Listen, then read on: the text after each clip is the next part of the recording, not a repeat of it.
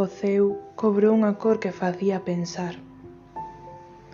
Era a hora en que as botellas se rompen para dar paso ás profundidades. Atrás quedaban as cores álxidas mortas de sono.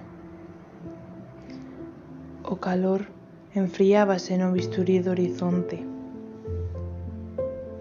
Os nenos, decóvados na xanela, enfrontaban a historia inconscientes, nun palpebrexo tan veloz como a infancia. Pero aínda hai un cambio posible. Que se reserva no bolso, un remanente da derrota,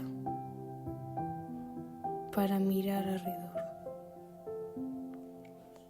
Non nos estábamos separando, por iso nos recoñecemos. Fitábamonos na cita imprevista,